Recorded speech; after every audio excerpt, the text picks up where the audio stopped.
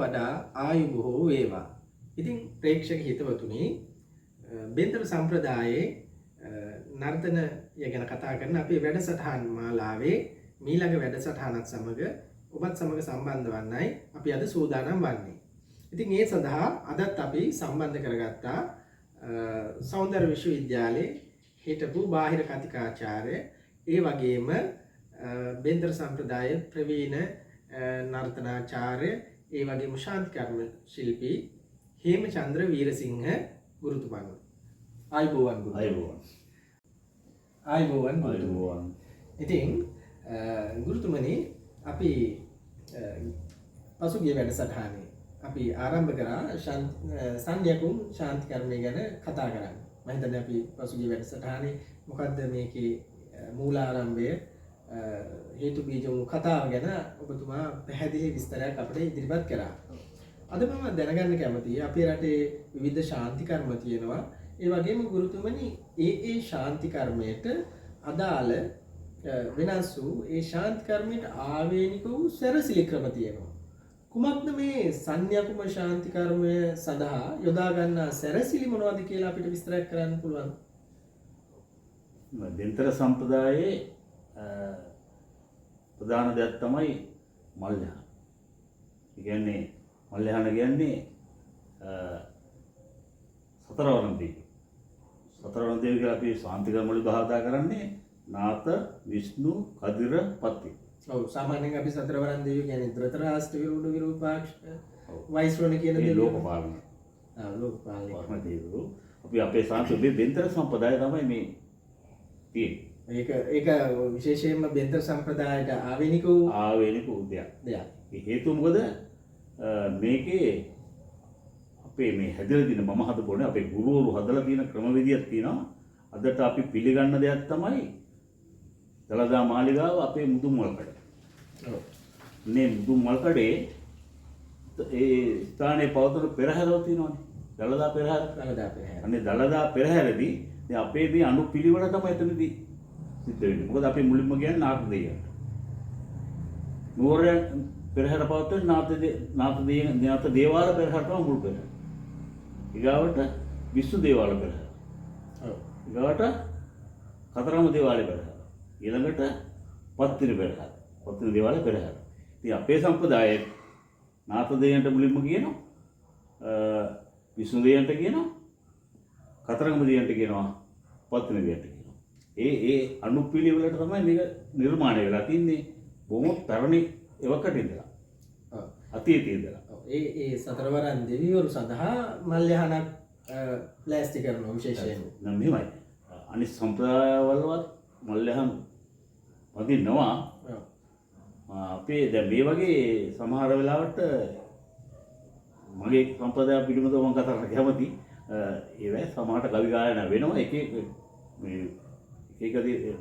වෙන වශයෙන් මේ අපේ තියෙන ක්‍රමය තමයි ඒ වෙන වශයෙන් එක දෙවිවරුන්ට කවි ගායනා වෙනම වුණා වල් කියනවා. එතකොට ගුරුතුමනි අපි දෙවියන් සඳහා මල්යහන සූදානම් කිරීමනේ. ඔව්. සංඥාකුම කිව්ව ගමන් අපිට ඔළුවට එන එකක් තමයි යක්කු තමයි මේ කතාවේ. මේ යකුන් සඳහා කරන සැරසිලි මොනවද? සංඥාකුම කියන මම පොඩ්ඩක් අර්ථ ගන්නවන්න කැමතියි. සංඥාකුම කියන තමයි මේ යකුම සංඥා තමයි මේ සංඥාකුම.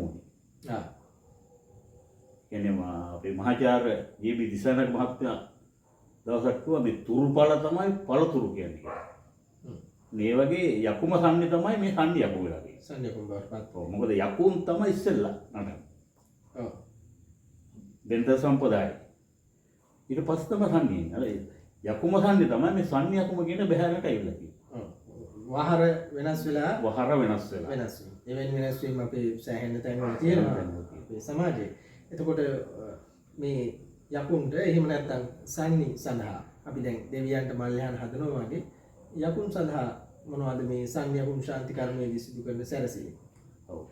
ප්‍රධානම සැරසිල්ල තමයි සංයකුන් වීදිය. මාර්ගයේ ඒගොල්ලෝ. මාර්ගය. ඒකේ දිගපළල් ප්‍රමාණයක් තියෙනවා. සමහර තැනක කියනවා 18ක් මේ 18කට බෙදලා. ඉතින් කොහොම වුණත් ඒක අපට දැන්ට නිර්මාණය වෙන ප්‍රමාණයට බිමේ හැටියට තියෙන පරාසය හැටියට තමයි මේක සකස් කරගන්නේ. ඒ කියන්නේ අපිට ශාන්ති කර්මය සිදු කරන්න තියෙන ස්ථානය අනුව ස්ථානය අනුව ඒක වෙනස් වෙනවා. වෙනස් වෙනවා. මොකද ඒක අපිට කියන්න බෑ මේ ප්‍රමාණය මේ කරන්න ඕනේ කියලා. එහෙම කරන්නත් බෑ. ඉතින් සමහර අපේ සම්ප්‍රදායම සමහර ඇත්තෝ මේකේ මේ යහන් 18 ගහන මල් සම්බන්ධව තියෙනවා. මේ වීදියේම යහන් 18ක් ගහනවා. දැන් බොහොම ප්‍රචලිතම ක්‍රමය තමයි මොකද අපි දැන් කරන්නේ ඒවත් දැකපුවක් තියෙනවා. ඒ වීඩියෝස් තියෙනවා. ඒවයේ තියෙන්නේ යහන් 3 අඩු කරේ. යහන් 3ක් තියෙන පිළිවෙල. මම අර 18යි කියන එක බැහැර කරනවා නෙමෙයි. ඒක ටිකක් විශාල කාර්යයක් ඉඳා වෙන්නත් පුළුවන්. දැන් අපිට දකින්න ලැබෙන ඉතාම අඩුයි. ඒ යහන් 18ක් මම සම්බන්ධ වෙලා තියෙනවා. ඒකේ සමහර වෙලාවට ඒක අර සමයම නගින්න පුරාලෙත් බලනවා. පුරාලය. ඔව්. 18 යම් පුරාලයක් කියලා. ඔව්. අපි ඉදිරියට කතා කරනවා මේ ශාන්ති කර්මය තුලදීම ඒ මම කිව්වේ මේ වෙන්තරම වෙනස් වෙන ක්‍රමයක්. මොනවාට තරක කළොත් කවුරු හරි මෙහෙම එකක් අපි දැක්කා තොරන් 18ක් ගහලා දෙනවා මේකේ. දැන් මේකේ තියෙන තොරන් 3යි කියලා ඔබතුමා කියනවා කියලා කියන වචනේ නිසා මම සම්මත වෙලා තියෙනවා. ඉතින් තොරන් 18 ගහන ලව් තියෙනවා. ඒක එක ශිල්පීය දෙයක්. ඉතින් මම සම්මත වෙලා තියෙනවා. අපේ තොරන් 3ක් ගහනවා. ඉදිරියෙන් තොරන් 2යි මැද තොරන්. ඒක සාමාන්‍යයෙන් නාට්‍ය කලාවේදී අපි කියන නේපත්‍යාකාරය කියලා. ඔව්. ඇඳුම් ඇඳගන්න නේපත්‍යාකාරය කියන්නේ ඒක තමයි අපි ඇඳුම් මාරු කරන්න අර සියලුම අපි වාස භවනේ ඒ වෙනකොට භවනේ ගතන. ශිල්පීන්ගේ. ශිල්පීන් මේ ඉදිරියට රංගමණ්ඩලයට එන්න සූදානම් වෙන පසුබිම තියෙන පිටිපස්සේ. ඒක තමයි ඒක වීදිය කියලා කිව්වේ. ඔව්. ඊගාවට ඒකටම ළඟ සමාන අදහස මේ තියෙන සන්නි කූඩු කියලා කපාල කූඩු. ඒක තමයි අර සන්නි 18ට දොළ පූජා කරන්නේ. දොළ දෙනවා කියන්නේ ඒක උඩ 18කට බෙදෙනවා. ගැප් 18කට බෙදෙනවා. සන්නි 18ට. සන්නි 18ට ඊට පස්සේ දැන් නොකරුණ සමහර තැනකදී මනුසන්නියෙන් ඉස්සෙල්ලා අපි ඒක තියාගෙන යමුනේ. ඒක ලේසියි නේද? ඔව් අපි ඒ සැලසිලිත් එක්කම සම්බන්ධ කරගෙන යමුනේ. ඒ කපාල කූඩුව කියන සන්නි කූඩුව අතුරට මදක් දුරින් මෝල් ගහ හිටවල ඒක බඳින්න අර පොල් කටුවක් දාන්න පුළුවන් ආකාරයට අපි ඉදිරියේදී අපි ප්‍රේක්ෂකයන්ට ඒක පෙන්නමු. විශේෂයෙන් වෙනකොට මේකේ දිග බලලා මම කියලා දෙන්නම්. බඳින ක්‍රමේ කවියෙම තියෙනවා. ඔව් ඒක වඩාගෙන යහන බඳිනකොට අපි යහන ප්‍රමාණය පිළිබඳව කවියෙන් තියෙනවා. වීදී දිග බලලා කොහොමද දිනන අපි එදාට ඒක කතා කරමු. ඔව් අපි දීර්ඝව ඒක ගැන කතා කරමු. ඊගාවට අපි හදනවා පිළිදින 3ක්. මොකද මාතර සම්ප්‍රදායේ මම දැකලා තියෙන විදිහට 4 පොලක වගේ තියන්නේ. පිළිදින. කියන හදන්නේ වෙනම අතිරික්ක කියලා ගැට ගහලා ඒක තමයි තියන්නේ මම දැකලා තියෙන විදිහට. මම මේ පිළිබඳව මේ වරදක් දක්නව නෙවෙයි ඒ තියෙන වෙනස්කම් මම කියන්නේ. අපේ තනි මැස්සකට ගන්නවා.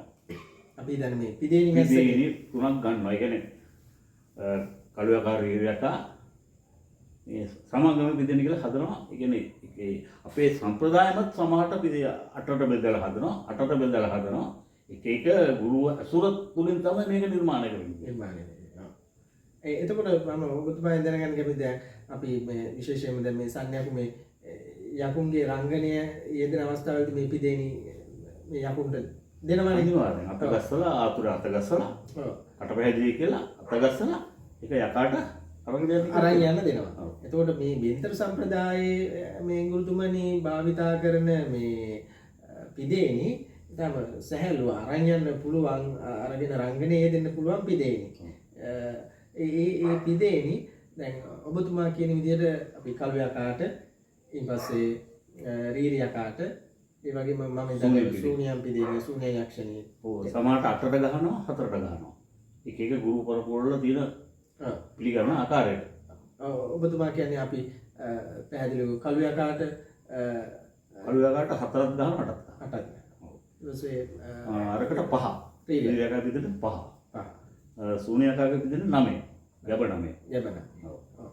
අපි ඉදිරියේදී කවිත් එක්කම කියමු. එතකොට ඊට අමතරව තියෙන තවත් සිදෙනක් තියෙනවා. ඔය මේ මලයක් පිදෙන කියලා එකක් තියෙනවා. ප්‍රේත පිදෙන. අරකට වඩා පොඩක් පහළින් තියෙන එක නේ. ඉතින් ඔය හැම එකම පුදන්න ඕන දේවල් තියෙනවා. මේවට මේ මොනවද මේගොල්ලන්ට දෙන්න ඕන ආහාර කියලා. අපි ඒවා අපි ඒ වෙලා අවස්ථාවේ ඒ කියන්නේ ඒ රංගනයේ අවස්ථාවේ රංගනීය අවස්ථාවේදී අපි ප්‍රේක්ෂක ජනතාවට කියන්න කැමති විශේෂයෙන්ම අපි මේ එකින් එක ගෙනහැර දැක්වීමේ බලාපොරොත්තු තියෙනවා අපේ ගුරුතුමන් සම්බන්ධ කරගෙන අපි ඒ අවස්ථාවේදී මොනවද මේ පිදේනි සඳහා යොදා ගන්න ද්‍රව්‍ය ඒවට බෙදන්නේ මොනවද කියන එක විස්තරාත්මකව කතා කරන්න බලාපොරොත්තු වෙනවා. ඒ වගේම ඇදුරුතුමනි මම දැනගන්න කැමති දැන් මට තව දෙයක් කියන්න වෙනවා. මොකද ඒවා කෙසෙල්පතු. කෙසෙල්පතු දැන් මොකද මේ සාන්තිකර්ම කියන්නේ සියලුම දේ ඖෂධ වර්ග. මේක වෛද්‍යතුමයක් සම්බන්ධ කරගෙන අපි ඖෂධීය ගුණ පිළිබඳව සාකච්ඡා කරමු. වෙනම. අපි සන්නි ගැන කතා කරමු. සන්නි රෝග කියන්නේ ලෙඩනේ. ඔව්. පැහැදිලි වෙන්නේ එතකොට මේක. ඔව්. වෛද්‍යවරයා සම්බන්ධ කරගන්න.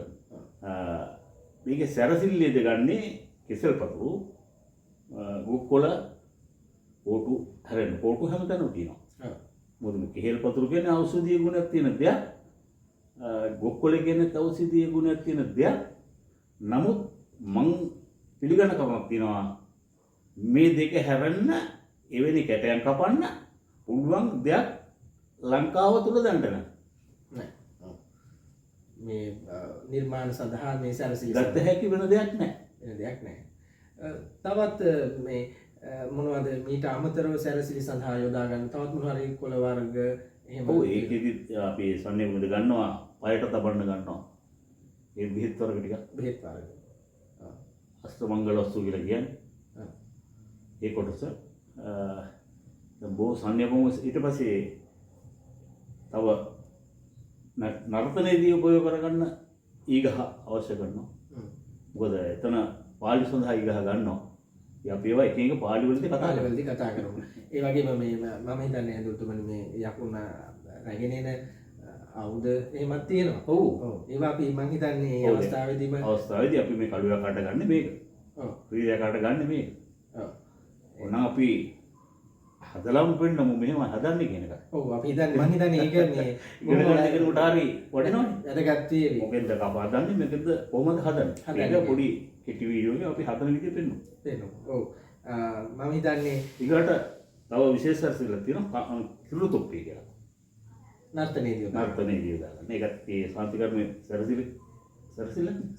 උල්වටයි සැරසිල්ල. ඒ වගේම මේ අපි විශාල වශයෙන් යොදා ගන්නව නේද මේ බුරුල්ල කොළ. ඔව්. ඒ ගන්නේ ඉන්න රැලිය හදන්න.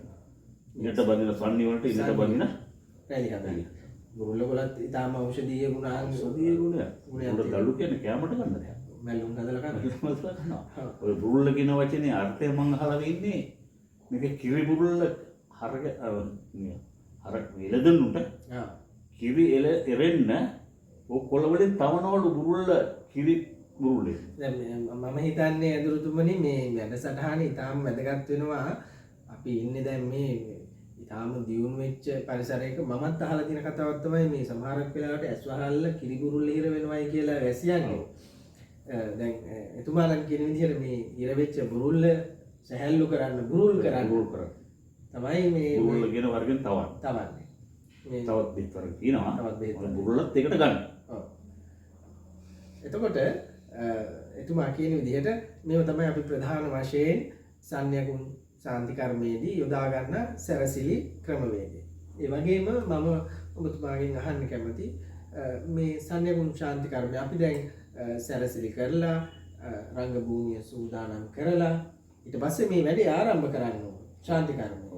අපි මුලින්ම කතා කරමුද ඇදුරුතුමනි මොකද්ද මේ සංඥාගුණ ශාන්ති කර්මයේ තියෙන යාග පිළිවෙල කියන එක. දැන් අපි මං කිව්වනේ මුලදීම මේ ශාන්ති කර්මයක්. ඔව්. તો ලෙඩෙක් ආතුරේ රෝගී. ඔව්. රෝග ආතුරේ. එයා පිරිසුදු කරලා එයාව යාග මණ්ඩල ස්ථානයේ සම්මත කරගන්නවා. නොයිදුරු කලාලයක් දාන්න. මුලින්ම කරන්නේ අර දේවමල් ලස්සට උතුම් ප්‍රධානව, ත්‍රිවිධ රත්න ප්‍රධානව, ඒ දිව්‍ය රාජවරුන් වහන්සේට පහන් පොත් දැල්වලා ඊට පස්සුව ඒ අනිත් පිදෙනි වලට පහන් දැල්වලා යක්මුගේ නාමයට කටපැහැදිලියක් කියලා පහන් දැල්වලා එතන තියෙන අපේ හොඳ පූජා භාණ්ඩයක්. ඒක තමයි කහදියර පොතලි. ඔව්. ශාන්ති කර්මයකදී ප්‍රධාන වෙන විදිහට තමයි කහදිය කොටල. මොකද ඔක මට දැකපු දේ කියන්න වෙනවා. සමහර පළාත්වල මේක තමයි බෙන්තර දෙන විශේෂය. කිසිම දවසක කහදිය කොටල බිම තියන්නේ නැහැ. ඔව්. තියන්න බුදුන්ට කියලා නමස්කාර කරලා අතට ගත්ත කහදිය කොටල කිසිම දවසක අපි බිම තියන්නේ නැහැ. බෙන්තර. මම දන්නේ අනිත් සම්ප්‍රදායවල මොකද්ද කියන එක මට අදාළක් නැහැ. නමුත් ඒකට ප්‍රධාන ස්ථානයක් තියෙනවා. සමහර විටක තව කවුරු හරි මොන හරි බුද්ධ දෝෂයක් හැදිච්ච කෙනෙක් ආවොත් ඉස්සෙල්ලා පාවිච්චි කරන්නේ කහදිය උතල. ඒ නිසා ඒක තමයි මුලින්ම සූදානම් බුද්ධ නමස්කාරලා ඒක අපි යහන උඩ තමයි අපි තියන්නේ. අතට ගත්තට වෙන කොහොත් තියන්නේ නැහැ. ඒතර තමයි තියන්නේ. ඒක තමයි ආරක්ෂාව. ඕන කෙනෙකුට ඒ මේ කහදිය උතලෙන් පෙන්ටියක් ඉහළ තමයි අපි ඒක පාලනය කරන්නේ. ඒක වටිනාද? ඒ නිසා ඔබතුමා කියන විදිහට අපේ බෙන්තර සම්ප්‍රදායේ කවදාවත් කහදිය කොතල බිමින් තියන්නේ නැතුව අර බුදුන් ප්‍රමුඛ දෙවියන්ට තනාපු මල්ලස්නේ ඇතුළත තැන්පත් කරනවා කියන එක. ඔව්. ඉන්පස්සේ කොහොමද මේ යාගේ කලාව වෙන්නේ? අපි ආතුර කලාලේ වාඩි කරේවනේ. ඔව්. මේක හිතන කියන කටබැහැදිලි තියෙනවා. ඒවා කියලා ආතුර වාඩි කරවලා එයාගේ මනස හදනවා. අපි අර මුලදී කතා කරා වගේ එයා මානසික තැන්පත් කරනවා. ඊට පස්සේ තමයි කහදිය කොතල කහදිය කන්නලව කියලා ඒ දෙවිවරුන්ට ආරාධනා කළා. ඒ වැඩ කොටස් ඉවර කළා. ඊට පස්සේ මම විලාසනිකව සතරවරන් දී ඔව් නාගවිෂ්ණු කදිරපත් කියන හතරවරන් දී රාජෝත්මනාත නර්තනය, ගායනය, වාදනය ඒ සියල්ලන්කින්ම යාලව සතුටු ගන්නලා අපට මේ කාර්යයට උදව් උපකාර කරන්න කියන ඉල්ලා හිටනවා. දේව ආරාධනාව. දේව ආරාධනාවක් කරනවා. මල්යහනට මල්යහන් කවි කියනවා කෝල්මුර කවි කියනවා කියලා කියනවා. ඔව්. දෙවියන්ට කවි කියනවා. දෙවියන්ට කවි කියනවා කියලා එක එක පළාත්වල එක එක විදිහට බැහැර වෙන්න පුළුවන්. ඔව්. කොහොමදත් අර්ථ එකයි. අර්ථ ඒකයි. යහන් නටනවා කියලා කියනවා. ඔව්. යහන් නටනවා කියන වචනේ එච්චරම ගැලවෙන්නේ නැහැ. යහන් නටන්නේ අපි නට. ඒ යහන් නට දීහිරුවෙන් අපි නටනවා මිසක් යහන් නටන්නේ නෑ. ඊපස්සේ අපි දෙවියන්ට ආරාධනා කරනවා. ඊපස්සේ ඇතුළතුමනි මොකද කරන්නේ? දෙවියන්ට ආරාධනා කළා. එතනින් පස්සේ තමයි අපි යකුන්ගේ කටයුතු පටන් ගන්න. ඒ කියන්නේ පිළිදෙනි දිස්ත්‍රි කිරීම. ඔව්. දෙවියන්ගේ වැඩවලින් පස්සේ යකුන්ට කතා කරනවා. යකුන්ට පිළිදෙනි දිස්ත්‍රි කරනවා. ඔව්.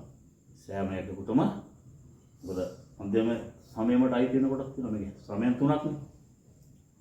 මොනවද ඒ සමය? සන්ධ්‍යා සමයම, මධ්‍යම සමයම, අලුයම් සමයම. කියන්නේ මේ තුනට සමයන් තුනට බෙදිච්ච නර්තන තුනකුත් තියෙනවා. ප්‍රධාන නර්තන තුන. හැන්දෑ සමයකට අපි නටන හැන්දෑ සමය. මධ්‍ය සමයට නටන ලිච්ඡවි නර්තනය. අලුයම් සමයට මහසම සමය.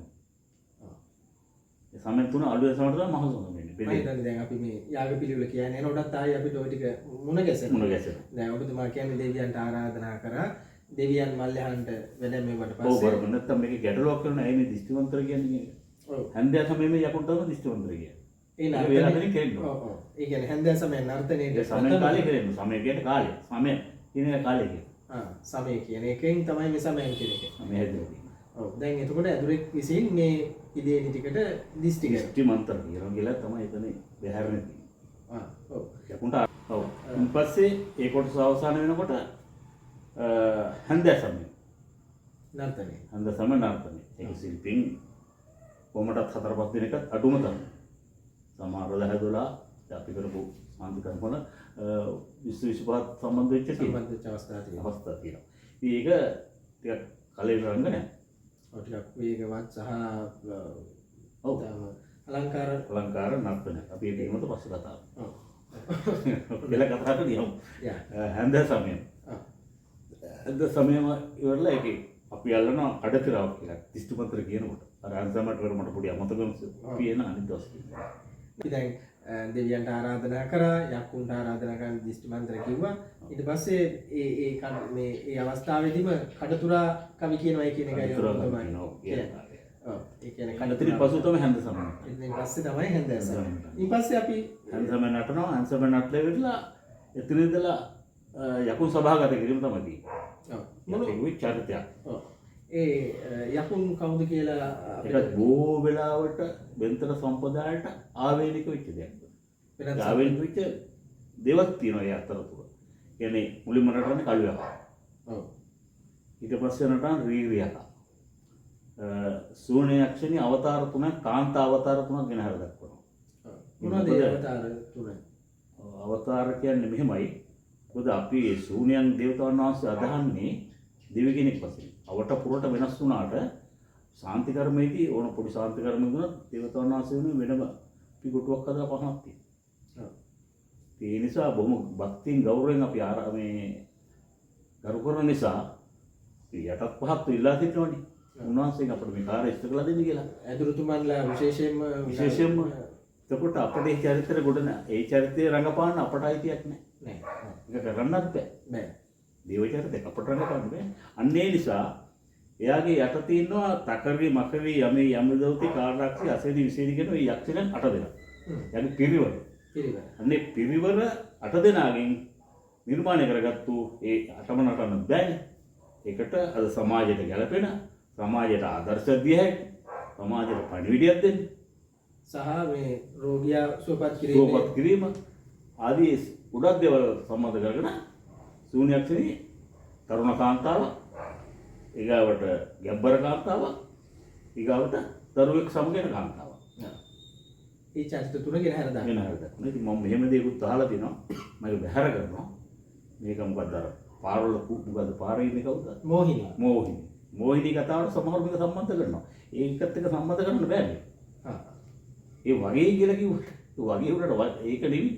ඒක නෙවෙයි. අර අරයා වගේ කිව්වට හරියන්නේ නැහැ. ඒක මම බැහැර කරනවා. ඊට පස්සේ රංගගත් මේ රංගභූමියට රංගභූමියට ඊළඟට එන්නේ අභිමාන. වෙන්දර සම්ප්‍රදාය. අභිමාන අනතුරින් පස්සේ එනවා මරුවා. මරුව ගැන පොඩ්ඩක් කිව්වනම් හොඳයි. මොකද මරුවා කියන්නේ මොකද්ද කියන එක කවුරුත් දන්නේ නැහැ. ඔය ඒකේ පැටලෙවිල්ලක් තියෙනවා. මොකද මං අපේ ළමයි අමලටන මේ මරුව කියන්නේ නෑ. මරුව වෙනයි මරුසන්නේ වෙනයි. ඔව්. මේ දෙක පැටලෙවීමක් තියෙනවා අපේ. මොකද මේ මරුවා කියලා චරිතයක් නෑ. මරුවට එන යකු කවුද අසන්නේ? වීර්යකා මරුවට හැරෙන්නේ. ඒ යකාට ඕන එකෙකුට පුළුවන් මරුව ගන්න. නැතු කිසිම තැනක මරුව සඳහා මරුව පිළිබඳව උත්පත්ති කතාවක් නැහැ. නර්තනයක්ම පමණයි. ඒකත් මම හිතන්නේ බෙන්දර සම්ප්‍රදායක් තියෙනවා, රාගන් ගෝර්ඩක් තියෙනවා. විශේෂයෙන් මේ බෙන්දර සම්ප්‍රදායේ මරුව නැටීම අනිවාර්යයෙන්ම සිදු කරනවා. ඔව් ඒකදී මම දැකලා තියෙනවා සමහර මරුව ආච්චි කියලා කොටසක්. මේක අපේ සම්ප්‍රදාය නෑ. අපේ නටන්නේ. මම ඉතිහාසයේ දකින්නත් ලැබෙන බොහෝම අඩුයි. අපේ නටන්නේ. එතනින් පස්සේ මම හිතන්නේ හැන්දෑ සමයේ මේ යකුන්ගේ වැඩ කටයුතු අවසන් කළා. එතනට නටනවා ලිච්ඡ වෙනත්. අන්න මධ්‍යම සමයට ඇවිල්ලා තියෙනවා. මධ්‍යම සමයේම ආරම්භය. එතන තමයි ලිච්ඡ වෙලෙන් තමයි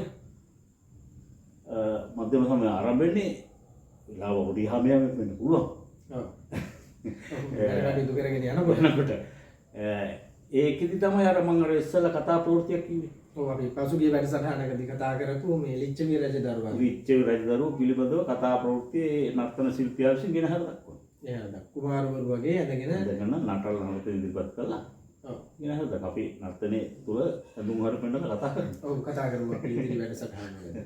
ඉන් පස්සේ ගුරුතුමනි ඉන් පස්සේ ඒකෙන් පස්සේ පාලි 18ක් තියෙනවා. පාලි 18ක් තියෙනවා. දැන් ඉතින් මේ බය නැතු කියනවා බොහෝ වෙලාවට පාලි 12ක් කියන එක තමයි අපේ පොත්පත්වල සඳහන් වෙන්නේ. පොත්පත්වල සඳහන් වුණාට පාලි 12 පාලි 18ක් තියෙනවා.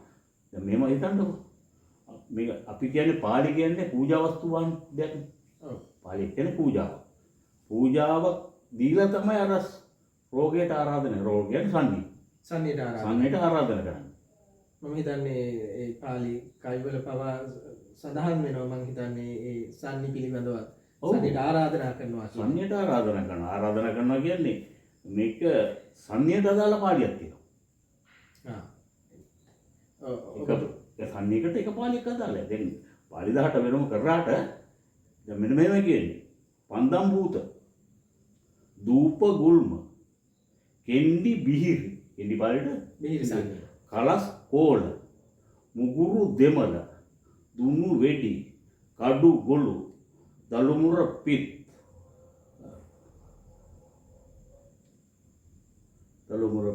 සලු කොර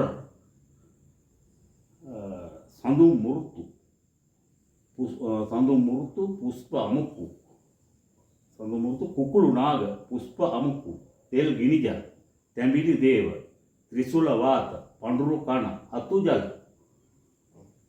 දැන් අපි ගොඩක් වෙලාවට දැකලා තියෙන්නේ පාලි 12ක් රංගනේ යෙදෙනවා. දැන්ට මෑත කාලේ කියවිච්ච ග්‍රන්ථවලක් තියෙනවා පාලි 12ක් කියලා. 12ක් කියනවා. ඔබතුමාගේ අදහස නෑ පාලි. මගේ නිර්වචනේ මම මේ සොයාගත්තු දේවල්. මගේ පරණ පොත්පත් තියෙනවා මට පැන්සල් ලියන්න අත් පිටපත් තියෙනවා මම ගාව.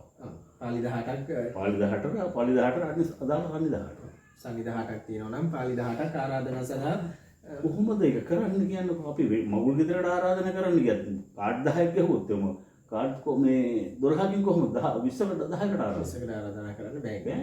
ඔව්. හරි. අපි ඉදිරියේදී අපි තව ටිකක් තර්කානුකූලව කතා කරමු. කවි වලින් මේක අපිට පෙන්වන්න පුළුවන්. එතකොට ගුරුතුමනි අපි අනිවාර්යයෙන්ම පාලි 18ට පෙන්නනවා. ඔව්. සංගි 18ට පෙන්නනවා. සංගි 18ට පෙන්වනවා. ඔව්. අපි ඉදිරියේදී බලාපොරොත්තු වෙනවා ඒක කරන්න. අපේ පරමාර්ථය දැනුවත් කිරීම. හොඳයි ගුරුතුමනි. පාලි 18 නර්තනයෙන් පස්සේ ඊට පස්සේ සිදු කරන රංගනය කුමක්ද? වෙන්තර සම්ප්‍රදායනටද හැදිලා තින්නේ සමයම කියන මහසොන් සමය. මහසොන් සමය. නැත්තම් දෙකුණු විලක්කු සමය. හැබැයි කෙනෙකුට තර්කයක් වෙන්න පුළුවන්, ප්‍රශ්නයක් වෙන්න පුළුවන්. මොකද අපි කිව්වනේ සමයන් තුනට බෙදනවා කියලා. ඔව්. බෙදීමේ තුන්වෙනි ආලුවන් සමයට තමයි අපි මේ නර්තනය යොදාගෙන තින්නේ. අපි දැන් පෙර වැඩට සටහන කිව්වා මේ සාන්ති කර්මයක් කරන්නේ ලෙඩෙකුට. ලෙඩ සුවපත් කිරීම සඳහා. සුවපත් කිරීම සඳහා. ඒ ලෙඩාගෙන් අපි විස්තර ගන්න කතාවක් කිව්වනේ. එතනදී ලෙඩා කිව්වොත් මම යන්නේ අහවල් වෙලාවට. අන්න එතනදී අපිට සිද්ධ වෙනවා මේ නර්තනය වෙනස් කරන්න. ඒ යොදා ගන්න තැන. ඒක ලෙඩාගේ ඉල්ලීමනේ. මම යන්නේ එකට. රාත්‍රී එකට මම යනවා නිදහස් වෙලා ශරීරේ. මේ දේවල් අරගෙන. එතකොට මට යන්න ඕන 18 පුරාලෙකට. සෝම්පලේ බඳින පුරාලෙකට යන්න ඕන. ඒ කාර්ය අපට ලෙඩාගේ හැටියට වෙනස් කරගන්න සිද්ධ වෙනවා ඒක නේද? ඒක සංධ්‍යාගම සාන්ති කර්මකෙද අපි එතනට යනවා. පාලි නැටීමෙන් පස්සේ මහසොන් සමයට ආතුරේකට කරන ලබන තොවිලයකදී ඔබතුමා කියන්නේ ඒ කාර්ය අනුව සමයම නටන අවස්ථාව වෙනස් වෙනවා. අයාගේ ඉල්ලීමනේ. ඉල්ලීම. ඔව්. මේ රෝගියාගේ ශරීරගත වෙලා ඉන්න මේ භූතයාගේ ඉල්ලීම අනුව. එයින් පස්සේ සිදු කරන රංගනයක් මම. සිදු කරන රංගනයේ ඉන්නේ මරුසන්නිය. සන්නියක. අර මේ සන්නිය වල ප්‍රධාන නායකයා. ප්‍රධානියා. එයා තමයි මේක නිර්මාණය කළේ. අර අපි වෙලස කතා කරමු. වෙන වැඩසටහනකදී වැඩසටහනකදී අපි කතා කරා. අන්නේ සන්නියකා එනවා. එයාගේ තර කතා ප්‍රවෘත්තිය අපි නවතපු තැන ඉඳලා තව කොටසක් වෙනවා. ඔව්. ඊට පස්සේ හැදුනේ කොහොමද කියන තැන ඉඳලා දැන් අපි ලිච්ඡවි කතාවෙන් එතන නැවතුනේ. ඔව්. ඊට පස්සේ සන්නියකාගේ කතාව විස්තරේ කියනවා ඒ මරු සන්නිය විලා. ඒ රංගනයේ යෙදෙන රංගන ශිල්පියා විසින් මේ කතාව ගෙනහැර දක්වන්නේ. මේ පීඩු පොළොප්පම් ඒ ඇතුව එක. ඉතින් ඔකේ තව දෙයක් තියෙනවා. මේ රංගනයේදී එක එක හඬවල් අවශ්‍යයි. මොකද මේක චරිත. ඔව් චරිතයට ආරූඪ වෙනවා. ආරූඪ වෙනවා. දැන් කළුයකාගේ හඬත් වීර්යකාගේ දෙබස් කතා කරන ආකාරය ශූන්‍යක්ෂ දෙනකොට දෙබස් කතා කරන ආකාරය ඒකට මරුසන්නියට එනකොට දෙබස් වල හඬ ස්වරේ සෑහෙන පැහැදිලි වෙනසක් තියෙනවා බෙන්තර සම්ප්‍රදාය. බෙන්තර සම්ප්‍රදාය ඒක අපිට පැහැදිලිවම දකින්න පුළුවන්. රෞද්‍ර කටහඬවලින් මේ ශූන්‍යක්ෂ හඬෙන්ම තමයි ඒක හදන්නේ. ඒක විශේෂ ශිල්පීය දක්ෂතාවය. ඔව්. ඒක සමහරක් වෙලාවට සමහරුන්ගේ රෞද්‍ර කටහඬ උපදින්ම ගේන්න ඕනේ මේ සමහරක් වෙලාවට ශූන්‍යයන් යක්ෂණීගේ රංගනයේ යෙදෙන කෙනාට මරුසන්නිය නටන්න අපහසු වෙන්න පුළුවන් මේ ප්‍රශ්නේ නිසා. එහෙම එකක්. ඒක තමයි ශිල්පියා. දක්ෂ ශිල්පියා. ශිල්පියෙක් කියන්නේ තමයි. මොකද මට තව පොඩ්ඩක් හොඳට කියන්න ඕන ශිල්පියෙක් කියන්නේ තොইলපලේ හෝ කොතර නටන කෙනෙක් ශිල්පියෙක් වෙන්නේ නැහැ. ශිල්පියෙක් වුණාම සෑහෙන දැනීමක් අවශ්‍යයි. එයාට ඇඳුම් අහගන්න පුළුවන් වෙන්න ඕන. මූණ කපා ගන්න පුළුවන් වෙන්න ඕන. එතකොට සරසිලි කරන්න පුළුවන් වෙන්න ඕන. බෙර වාදනේ ටිකක් හරි පුළුවන්. පුළුවන් වෙනවා. නර්තනේ පුළුවන් වෙන්න ඕන. අඩු ගන්න මන්ත්‍ර දෙකක් පාඩක් තියෙනවා. ආරක් තියෙනවා. අඳින්න පුළුවන් වෙන්න ඕන. අඹන්න පුළුවන් වෙන්න ඕන. මේ සූනියන් අපි මේ වේද කතා කරන්නේ. ඔව් කතා. ඔව් එතකොට දැන් මේ මරුසන්නේ ඒ නායකයා ආවට පස්සේ මම හිතන්නේ ඊට පස්සේ එතන ඉඳලා පෙලින් පෙළට භූතා මුක්කු කුල්ම වෙඩි කනකොළු බීරි රාජස්ථාන 18ක් තියෙනවනේ. ඔව්. අපි නටනලාට කියමු. එක එක කියන්න පුළුවන් මේ ඒ 18ම රංග මණ්ඩලයට එනවා අවසානයේ පොළසක් කියනවා. කොලසන්නේ නැටීමෙන් සන්නේ සන්නේ නැටීම අවසාන දෙයියන්ට විඳුණා. ශාන්ති කර්මය පින්බෙර ගැහුවා. ශාන්ති කර්ම අවසන් කරා ලෙඩාව නැගිට්ටවලා හිටේ. හොඳයි ප්‍රේක්ෂකීතවතුනි මම හිතන්නේ එතුමා දීර්ඝ විස්තරයක් කරා තවත් ඒ අතරතුර තවත් විස්තරත් සමග මොකද්ද මේ බෙන්දර සම්ප්‍රදායේ සංඥකුම් ශාන්ති කර්මයේ යාග පිළිවෙල කියන එක. ඊටාම වැදගත් දෙයක් තමයි යාගයක යාග පිළිවෙල කියන එක. ඒ ගුරුතුමා අපිට විශේෂ සහ ඊටාමත් පැහැදිලි විස්තරයක් ඉදිරිපත් කරා බෙන්දර සම්ප්‍රදායේ කොහොමද සංඥකුම් ශාන්ති කර්මයේ යාග පිළිවෙල කියන එක. ආයුබෝවන්.